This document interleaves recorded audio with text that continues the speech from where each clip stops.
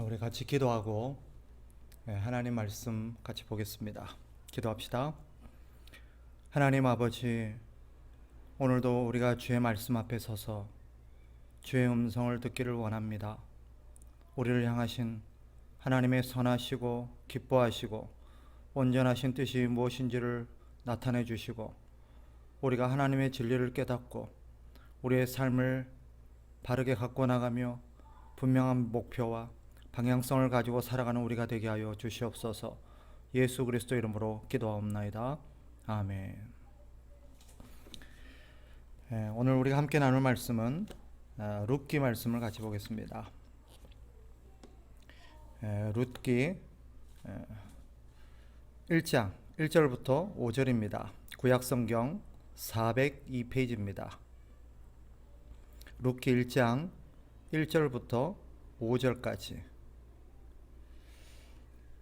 한 절씩 제가 대표를 읽겠습니다. 룻기 1장 1절부터 5절. 사사들이 치리하던 때에 그 땅에 흉년이 드니라. 유다 베들레헴에 한 사람이 그의 아내와 두 아들을 데리고 모압 지방에 가서 거류하였는데, 그 사람의 이름은 엘리멜렉이요 그의 아내의 이름은 나오미요 그의 두 아들의 이름은 말론과 기럧이니 유다 베들레헴 에브라 사람들이더라. 그들이 모압 지방에 들어가서 거기 살더니 나오미의 남편 엘리멜렉이 죽고 나오미와 그 두 아들이 남았으며, 그들은 모압 여자 중에서 그들의 아내를 맞이하였는데 하나의 이름은 오르바요 하나의 이름은 룻이더라. 그들이 거기에 거주한 지 10년쯤에 말론과 기럧 두 사람이 다 죽고 그 여인은 두 아들과 남편 뒤에 남았더라. 아멘.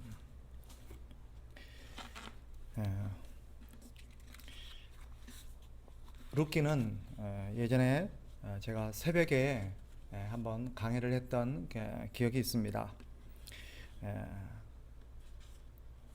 그럼에도 수요일 날 우리가 이 강의를 다시 한번 접하고 함께 나누고자 하는 것은, 룻기가 주는 메시지가 오늘 우리 시대 우리 그리스도인들에게 시사하는 바가 아주 크다라고 생각이 들기 때문이고, 또 룻기는 우리가 또 잘 알고 있는 그런 내용이기도 하지만, 또 한편으로는 오해하고 있는 내용도 많이 담고 있습니다. 그래서 룻기를 우리가 같이 살펴보면서 하나님께서 룻기를 통해서 우리에게 말씀하시려는 의도가 뭔가 우리가 좀 살펴보기를 원합니다. 룻기는 사사시대를 배경으로 하죠. 우리가 알듯 사사시대는 신앙적으로 아주 암흑기라고 할 수 있습니다. 사람들이 하나님을 떠나서 자기 소견에 옳은 대로 또 자신을 위해서 살아가던 때가 사사시대라고 할 수 있습니다. 그런 사사시대에 한 줄기 빛처럼 믿음으로 살아가는 사람들이 있었음을 오늘 룻기는 그려내고 있습니다. 절망의 시대였고 암흑의 시대였고, 또 신자들에게 그런 이런 룻기가 주는 메시지는 적지 않을 거라고 생각합니다. 특히 우리 시대 여러 가지 신자들이 신앙생활을 하며 살아가기가 만만치가 않습니다. 여러 가지 경제적인 어려움, 환경적인 어려움, 또 우리의 삶의 여러 가지 혼란스러움 속에서 우리가 이 룻기를 통해서 받을 수 있는 교훈이 많이 있을 거라 생각하는데, 무엇보다도 우리 시대 많은 신자들에게 나타나는 현상 중에 하나가 뭐냐면 이런 겁니다. 현실과 타협하는 것이죠. 근데 그들이 현실과 타협하면서 대부분 사람들이 내뱉는 그런 얘기들이 있습니다. 뭐냐? 다들 이렇게 사는데 나 혼자만 굳이 이렇게 살아야 될 필요가 있나? 나 혼자만 굳이 이렇게 말씀대로 살 필요가 있나? 하면서 자신의 변질과 타락을 합리화한다든지 정당화하는 것입니다. 아마 사사시대도 그랬을 것입니다. 대부분 사람들이 하나님을 떠나서 하나님의 말씀의 원칙대로 살지 않고 자기 소견에 옳은 대로 살아가고, 그런 생활, 그런 삶이 대부분 주류를 이루다 보면 비주류 속에 살아가는 소수의 신앙인들은 사실 힘이 빠지고 또 때로는 절망이 될 때도 있습니다. 내가 이렇게 살 가치가 뭐가 있을까? 나 혼자 굳이 이렇게 희생하고 절제하고 양보하고 인내하면서 살아야 될 이유가 뭐냐라는 회한이 들기도 할 것입니다. 그러나 룻기는 그런 시대에도 하나님을 경외하는 신앙을 포기하지 않고 살아가는 사람들이 있었음을 보여줍니다. 룻기가 그려내는 메시지는 여러 가지로 우리에게 말씀하고 있지만 이 점과 관련해서 룻기가 주는 중요한 하나님 메시지 중에 하나는 이런 거죠. 아무리 어렵더라도 모두가 하나님을 떠나서 다 이렇게 자기 속에 그냥 옳은 대로 살아가는 것 같더라도 그렇지 않고 살아가는 사람도 있다라는 거예요. 모두가 변질되어질 것 같고 모두가 다 이렇게 하나님을 떠나서 세상이 말하는 세상의 방법대로 살아가는 그런 똑똑해 보이는 사람들이 사실은 승리하는 것 같은 시대에도 여전히 하나님의 말씀을 포기하지 않고 신앙으로 살아가는 사람들이 있다는 것을 우리에게 보여줍니다. 그럼으로써 우리에게 신앙을 포기하지 말 것을 격려하는 것입니다. 믿음의 동지들이 있다는 거죠. 내가 포기하려는 그 순간에도 포기하지 않고 꿋꿋이 믿음을 지켜내면서 어두운 세상을 밝혀나가는 빛과 같은 사람들이 있다라는 것입니다. 엘리야 시대가 우리는 연상될 수 있습니다. 엘리야도 같은 절망감에 빠진 적이 있었습니다. 고단한 사역 가운데 그는 하나님의 은혜 가운데 용기를 내어서 바알과 아세라 선지자들을 물리치는 쾌거를 이뤄내긴 했지만 이내 여전히 자기 혼자뿐인 것 같고 이렇게 고독한 싸움이 언제 끝날지 모를 것 같고 또 도무지 끝이 없어 또 내가 이기기 어려울 거라는 그런 생각들이 현실에서 밀려오고 또 그런 왕과 왕비가 자신을 죽이려고 한다라는 얘기가 들리자 그는 이내 낙심하고 맙니다. 그러면서 그는 하나님 앞에 죽기를 구하면서 뭐라고 푸념하냐면 다 죽고 나만 남았습니다. 나 혼자뿐입니다. 그러니 나 혼자서 어떻게 이 세대를 살아나가며 하나님의 뜻을 이룰 수 있겠는가 라는 의도로 하나님 앞에 푸념을 하지요. 그때 하나님께서 엘리야에게 하셨던 말씀이 무엇입니까? 아직 바알에게 무릎 꿇지 않는 7천의 사람들이 있다라고 엘리야에게 얘기해줘요. 이런 어두운 시대 속에 신자들이 갖고 있는 그런 오해와 또 그런 고독함 속에서 느끼는 생각이 엘리야적인 어떤 생각들입니다. 즉 나만 남은 것 같고 나 혼자만 이렇게 사는 것 같고 이렇게 사는 내가 너무 어리석어 보이고 이렇게까지 살아야 될 이유가 있을까라는 회한이 밀려오는 거죠. 그때 하나님께서 아니다. 아직까지 바알에게 무릎 꿇지 않는 그럼에도 불구하고 여전히 하나님을 사랑하고 하나님을 섬기면서 말씀대로 우직하게 살아가는 신실한 믿음의 사람들이 곳곳에 있다는 거예요. 사실 룻기는 그런 아주 별과 같은 얘기입니다. 사람들이 생각하는 것처럼 룻기는 단순히 이 고부간의 문제에 대한 교훈집이 아니죠. 한 가족의 이야기를 배경으로 하고 있지만 그저 한 가족사의 이야기가 아닙니다. 하나님을 믿는 백성들이 겪는 고난과 그 고난 속에서 백성을 구원하시는 하나님의 구원 이야기를 한 가족의 이야기로 풀어내고 있는 것입니다. 그래서 어쩌면 우리에게 더욱더 큰 울림이 있는지도 모르겠습니다. 이 룻기는 사실 고난의 이야기로 시작됩니다. 흉년이 찾아오죠. 그 땅에 기근이 찾아오는 이야기로 시작됩니다. 왜 기근으로 이 이야기가 시작되는지는 우리가 알 수는 없지만 또 그 땅에 기근이 왜 들게 되었는지 우리는 분명한 이유는 알 수 없지만 사사시대라는 시대적 배경을 우리가 감안해 본다면 이런 모든 신자들에게 드리워진 사람들에게 드리워진 이 고난이 사실은 하나님을 떠난 데서 기인한 어떤 현상일 수 있다라는 생각을 할 수 있습니다. 즉 하나님을 떠난 사람들에게 임한 그런 삶의 결과가 무엇인가를 이 룻기는 고난이란 흉년이라는 어떤 메시지를 통해서 그려내고 있는 것입니다. 흉년이 뭐죠? 기근입니다. 결핍의 시기입니다. 먹을 게 부족하고 마실 게 부족하고 모든 생활의 필요들이 결핍된 그런 삶. 이게 기근의 삶이죠. 사실 이것이 하나님을 떠난 우리의 영적이고도 정서적인 현실을 가장 잘 반영해주는 단어일 것입니다. 그리고 사실 하나님이 없는 세상, 하나님을 떠난 세상이 우리는 그걸 극단적인 어떤 세상이 지옥이라고 할 수 있는데, 지옥을 가장 잘 표현한 단어가 바로 이런 기근입니다.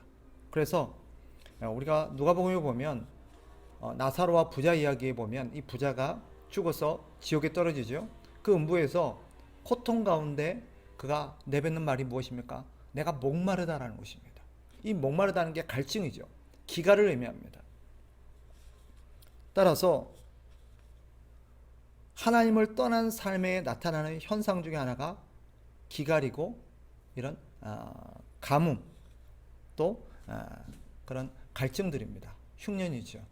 그래서 이 사사시대는 하나님을 떠난 사람들에게 드리워진 그 결과가 무엇인가를 잘 보여주기도 합니다. 사실 이 룻이 활동했던, 룻이 이렇게 역사에 등장했던 무대도 이런 고난 속에 놓여 있었던 시대였던 것입니다. 그런데 오늘 1절에 읽다 보면 이런 표현을 써요. 사사들이 치리하던 때에, 이 사사들이 치리하던 때라는 표현이 바로 앞서 말씀드린 것들을 모두 그려내고 있는 시대입니다.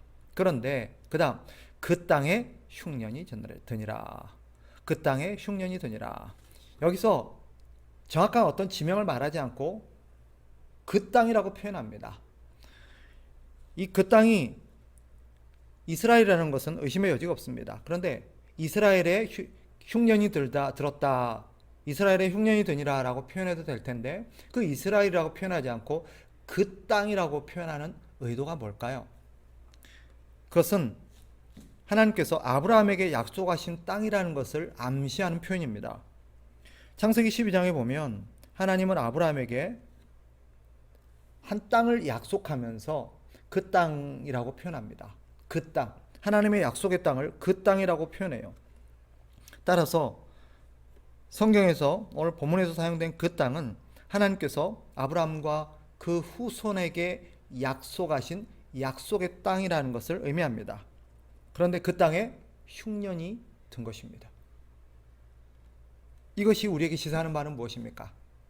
약속의 땅에도 얼마든지 흉년이 들 수 있다라는 것입니다. 이것이 우리에게 주는 교훈이 있죠. 여기서 그 땅은 꼭 장소만을 말하는 것이 아니라고 볼 수 있습니다.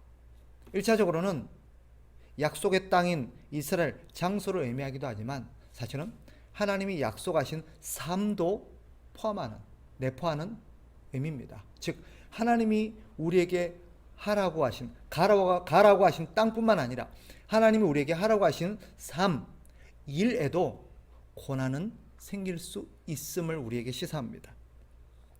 즉 신자의 삶에도 신앙인의 삶에도 고난은 있을 수 있다라는 것을 의미합니다. 대부분의 신자들이 회심 후에 예수님을 믿고 나서 기대하는 삶이 무엇입니까? 형통한 삶입니다. 즉 우리가 기대하는 대로 일이 술술 풀려나가기를 기대합니다. 그래서 내가 예수 믿게 되면, 예수님을 믿고 나면 내 자식도 잘 돼서 좋은 대학 갈 것 같고 좋은 직장 들어갈 것 같고 또 이렇게 내가 하고 있는 사업도 잘 풀릴 것 같고 또 아픈 질병도 나을 것 같고 이렇게 건강하게 행복하게 만족스러운 인생을 살아나갈 수 있을 거라고 기대하면서 그리스도께 의탁합니다. 그런데 실제로 예수 믿고 나서 우리가 느끼는 이 당혹스러움은 예수 믿은 삶인데 고난이 생기는 것입니다. 심지어는 예수 믿기 전보다도 예수 믿고 나서 훨씬 더 우리에게 어려움이 생긴다든지 고난이 생기는 경우도 있습니다. 그럴 때 우리는 당황하죠. 이게 아닌데. 내가 기대했던 삶이 이게 아닌데. 내가 그리고 있었던 삶이 이게 아닌데. 그러면서 예수 믿어도 우리에게 형통한 삶이 없는 건가 하는 의문을 불러일으킵니다. 우리는 당황스러우면서 하는 말이 무엇입니까? 분명히 성경에서 형통한 삶을 약속하고 있는데 신명기 29장 9절에 보면 하나님께서 이렇게 말씀하시죠. 모세를 통해서 그런즉 너희는 이 언약의 말씀을 지켜 행하라. 그리하면 너희가 하는 모든 일이 형통하리라. 또 이사야서 48장 15절에도 이런 말씀이 있습니다. 나 곧 내가 말하였고 또 내가 그를 부르며 그를 인도하였나니 그 길이 형통하리라. 우리는 이런 말씀들을 통해서 뭘 기대합니까? 예수 믿고 하나님을 섬기면 우리의 삶이 형통하겠구나라고 기대합니다. 그러나 현실이 다르게 풀려나갈 때 우리는 당황하죠. 그렇다면 도대체 형통이란 무엇이냐? 성경이 말하는 형통과 우리가 생각하는 형통이 좀 다릅니다. 우리가 생각하는 형통이라는 것은 우리가 기대했던 일들이 술술 풀려나가는 거죠. 우리가 원하는 방식대로. 그러나 성경이 말하는 형통함이란 그런 것이 아닙니다. 모든 일들이 하나님의 뜻대로 풀려나가는 것을 형통이라고 말합니다. 우리는 대표적인 그런 예를 요셉에게서 찾아볼 수 있습니다. 하나님은 요셉의 삶을 형통하다라고 표현했습니다. 창세기 39장 2절에 보면 요셉과 관련해서 이렇게 말하죠. 여호와께서 요셉과 함께 하심으로 그가 형통한 자가 되어 그의 주인 애굽 사람의 집에 있으니. 이때는 이 요셉이 형제들에게 미움을 사서 노예로 팔리게 되고 애굽까지 와서 보디발의 집에 노예로 팔려와서 살고 있던 때를 말하는 것입니다. 그런데 성경은 그의 삶이 형통하다라고 표현합니다. 또 그 뒤에 39장 23절에 보면 여호와께서 요셉과 함께 하심이라 여호와께서 그를 범사에 형통하게 하셨더라. 이때는 요셉이 강간범이라는 누명을 쓰고 감옥에 툭 되었을 때의 이야기입니다. 그런데 성경은 요셉의 삶이 형통하였다라고 표현합니다. 범사의 모든 일이 형통했다라고 말합니다. 우리는 이것을 읽으면서 이게 형통이야? 이게 과연 형통인가? 라고 우리는 혼란스러워합니다. 그럼에도 성경이 요셉의 삶을 형통하다라고 표현한 까닭이 무엇일까요? 그것은 요셉을 향한 하나님의 계획대로 풀려나가고 있다, 진행되어 가고 있다라는 의미입니다. 그런 면에서 그리스도인의 삶은 형통한 삶입니다. 우리 그리스도인은 반드시 형통한 삶을 살게 되는 것입니다. 그러나 그 형통한 삶이 우리가 기대했던 삶의 방식이 아니라 하나님이 우리를 향해서 갖고 계신 계획적인 측면에서의 형통입니다. 그런데 오늘 본문에서도 보고 성경에서 보고 수많은 믿음의 선배들의 삶에서도 보듯 그런 하나님의 형통한 삶에는 고난이 전제되어 있습니다. 그 사람의 믿음의 수준과 상관이 없고 그 사람이 누구냐도 상관이 없습니다. 심지어는 예수님조차도 형통한 삶을 사셨지만 그분의 삶에는 누구도 감당하기 어려운 고난이 전제되어 있었습니다. 바울도 마찬가지고 요셉도 마찬가지고 오늘 본문의 주인공들도 마찬가지입니다. 그러나 우리가 기억해야 될 것이 있습니다. 비록 고난이 있겠으나 우리의 삶에 이런 흉년과 같은 우리가 원하지 않는 그런 상황도 발생하겠으나 분명한 것은 요셉에게서 보듯 예수님에게서 보듯 바울에게서 보듯 우리는 모든 일들은 선하게 하나님의 선을 이루게 될 것이고 우리에게도 선한 결과를 만들어낼 거라는 사실입니다. 그래서 바울은 로마서 8장 28절에서 이렇게 말하죠.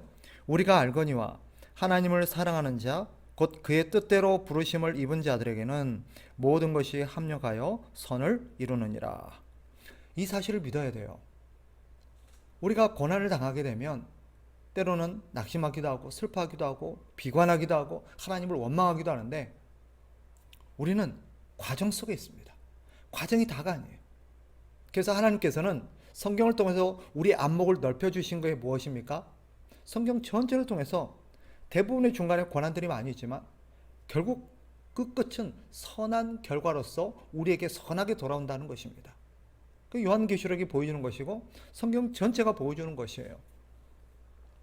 하나님께서 인도하시는 길이 비록 고난도 있지만 또 항상 평탄하고 안락한 길은 아닐 수 있지만 언제나 그 마지막은 선을 이루게 될 것이고 그 선한 결과는 우리에게도 선하게 나타난다는 것입니다. 많은 분들이 신자가 된다는 것, 예수님을 믿고 영접하여 그리스도인의 삶을 산다는 것을 편안한 차를 타고 포장된 도로를 달리는 그런 안락한 삶을 기대하기는 합니다. 그러나 우리 주님이 분명히 여러 번 우리에게 말씀하시고 또 계속해서 우리에게 경고하셨습니다. 누가복음 9장 23절 아무든지 나를 따라오려거든 자기를 부인하고 날마다 제 십자가를 지고 나를 따를 것이니라. 우리의 삶에 분명히 고난이 있을 것임을 우리 주님은 전제로 말씀하셨고 주님을 따르는 제자의 삶, 그리스도인의 삶은 곧 그런 각오를 가지고 자기 십자가를 질 각오를 가지고 주님을 따르는 삶임을 우리에게 분명히 말씀하셨어요. 사도 베드로도 말하죠. 베드로전서 4장 12절 사랑하는 자들아 너희를 연단하려고 오는 불시험을 이상한 일 당하는 것 같이 이상히 여기지 말고. 사실 신앙인의 주제 중에서 가장 많이 다뤄지는 주제 중에 하나가 고난일 것입니다. 설교들 중에서도 아마 고난과 관련된 설교가 굉장히 많을 거예요. 이토록 성경도 고난에 대해서 많이 말하고 신앙에 있어서 고난을 우리가 많이 다루는 요인 중에 하나는 그 고난이 우리 그리스도인들의 삶의 중요한 화두이기 때문입니다. 그럼에도 불구하고 수없이 듣고 수없이 우리는 그것을 보지만 실제로 우리의 삶에 내 삶에 그런 일이 일어났을 때는 이 모든 우리의 지식들과 우리의 어떤 생각들이 그동안 훈련들이 다 무너져 버려요. 나에게는 그런 일이 일어나서는 안 되는 것처럼 나만은 예외일 것처럼 그렇게 생각하며 사는 사람들이 많이 있기 때문입니다. 오죽하면 성경에 염려하지 마라 라는 말을 365번이나 했다고 기록되어 있겠습니까? 그만큼 우리가 삶에 고난이 있을 것임을 성경은 우리에게 거듭거듭 얘기하고 있는 것입니다. 그러니 우리는 이런 고난을 이상하게 여긴다든지 이런 고난 속에서 길을 잃고 방황한다든지 당황하는 것은 바른 신자의 태도가 아닙니다. 자, 그런데 오늘 본문에 보면 이런 나오미 가정이 모압으로 이사를 갑니다. 이사를 간 까닭이 뭘까요? 명확합니다. 이런 고난을 피하기 위해서입니다. 고난이 싫어서입니다. 하나님께서 그 땅에 고난을 주신 것은 그들이 그 고난을 겪어야 되기 때문입니다. 만약에 고난을 피하게 하시는 것이 하나님 뜻이었다면 하나님께서 그 이스라엘 땅만 빼고 흉년이 들게 하셨을 겁니다. 그럼에도 불구하고 이스라엘 땅까지 흉년에 들게 하신 까닭, 약속하신 그 땅에도 그 삶에도 흉년이 들고 고난이 찾아오게 하신 까닭은 우리가 그 고난을 겪어야 되기 때문입니다. 그러나 나오미 가정은 고난을 피해서 편안하고 보장된 삶을 살고 싶었습니다. 그런데 결과가 무엇입니까? 고난을 피해서 편안하게 살 수 있을 거라고 생각했는데 그들은 오히려 그 고난 속에서 피한 결과가 더 비참하고 고통스러운 결과를 맞이하게 되었습니다. 오늘 우리가 읽은 1절부터 5절까지에 보면 죽고 죽었다는 표현이 거듭 반복됩니다. 3절에도 보면 나오미의 남편 엘리멜렉이 죽고 그 다음에 5절에도 말론과 기럧 두 사람이 다 죽고 그 집안의 남자들이 다 죽었던 것입니다. 남자란 그 여인에게 있어서 모든 그런 기둥들이요 삶의 기초입니다. 결국 하나님을 떠났던 나오미의 삶은 걷잡을 수 없을 정도로 비참해졌습니다. 이것이 우리에게 주는 메시지가 있죠. 앞서 서두에 말씀드린 것처럼 하나님으로부터 우리가 멀어질수록 우리의 삶이 하나님으로부터 멀어지면 멀어질수록 우리의 삶은 더 피폐해지고 더 고통스러워지고 우리의 삶은 더 비극적으로 된다라는 것입니다. 결국 하나님을 떠난 나오미의 삶은 철저하게 혼자 남겨지게 되었습니다. 기억하셔야 될 사실이 있습니다. 그 시기에 모두가 다 베들레헴을 떠난 건 아니었어요. 나오미와 가정과 같이 고난을 피해서 하나님이 주시는 그런 어려운 삶이 싫어서 편안한 삶을 찾아서 떠났던 사람들이 많이 있을 겁니다. 그럼에도 불구하고 성경을 보면 분명히 베들레헴에 남아 있었던 사람들이 있었습니다. 어떤 사람들입니까? 그들은 주님 안에서 그 고난을 견뎌내기로 결심한 사람들입니다. 끝까지 그 삶의 자리, 하나님이 주신 사명의 자리, 하나님이 주신 그 약속을 붙들고 자기가 있어야 될 그 자리를 지켜내기로 결심했던 사람들입니다. 그리고 그들은 그것을 이겨낸 사람들입니다. 뒤에 보겠습니다만 베들레헴에 하나님께서 양식을 주셨다. 즉 회복되었다는 뜻입니다. 결국 그들은 고난을 견뎌냈고 하나님은 때가 되자 그들에게 생명의 양식을 주셨던 것입니다. 인간의 행복은 하나님과의 관계와 비례합니다. 하나님으로부터 멀어질수록 우리의 행복과도 멀어집니다. 우리는 아이러니하게도 행복을 위해서 하나님으로부터 떠나고 행복을 위해서 하나님과 멀어지는데 아이러니한 결과는 하나님과 멀어질수록 우리의 행복이 점점점 사라진다는 것입니다. 더 멀어진다는 것입니다. 왜 그럴까요?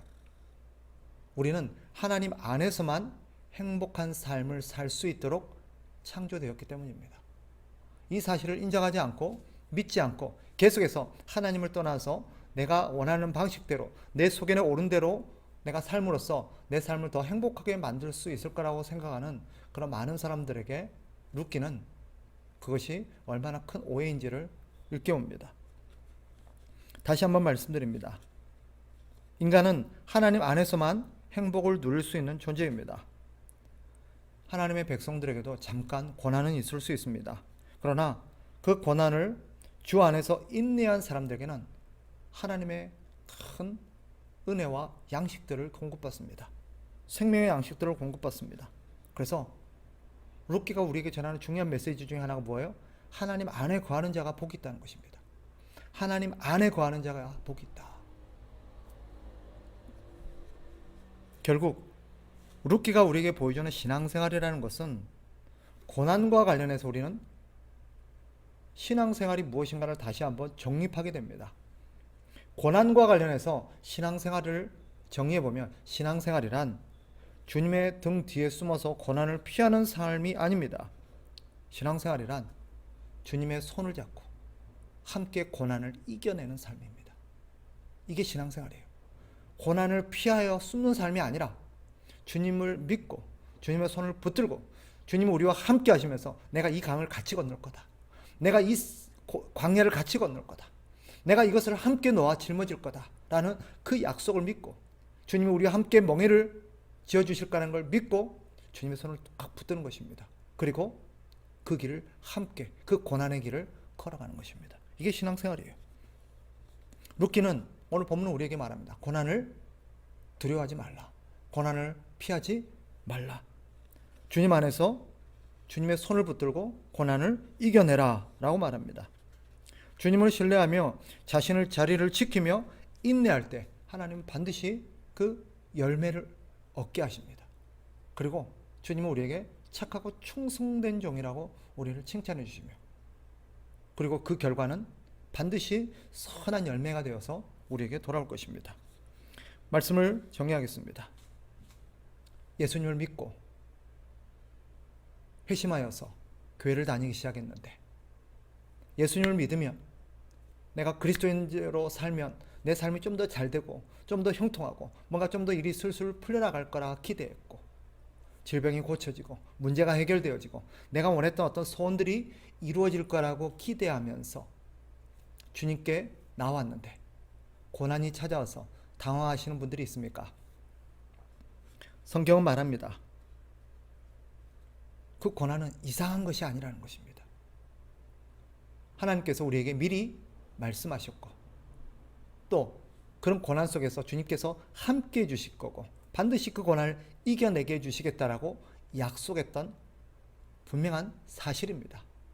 그러니 고난이 찾아왔을 때 이상한 일 당한 것까지 이상히 여기지 말고 당연히 올 것이 왔구나 라고 생각해야 합니다. 고난이 찾아오고 불행한 일이 찾아오고 슬픈 일이 생기고 일이 잘 안 풀리고 꼬일 때 올 게 왔구나. 내가 겪어야 될 내 십자가구나. 내가 짊어져야 될 내가 주님을 얼마나 신뢰하는지 내가 지금 주님과 함께 이 길을 걸어갈 것인지에 대한 내 결심을 확인하는 시간이구나 라고 생각하면서 우리는 이겨내야 합니다. 그때 우리가 반드시 기억해야 될 사실이 있습니다. 우리가 혼자가 아니라는 것입니다. 주님이 나와 함께 하시고 주님이 나를 도울 준비가 되어 계십니다. 우리와 함께 계십니다. 우리를 응원하고 계십니다. 우리가 주님의 손을 꽉 붙들고 주님의 손을 붙든다는 것은 주의 약속을 붙드는 것입니다. 주의 말씀, 주님의 약속의 말씀을 붙들고 그 자리를 지켜내면서 하나님이 우리에게 하라고 하신 일, 주님이 우리에게 기대하시는 삶을 살아내는 것입니다. 그럴 때 주님은 우리를 도우십니다.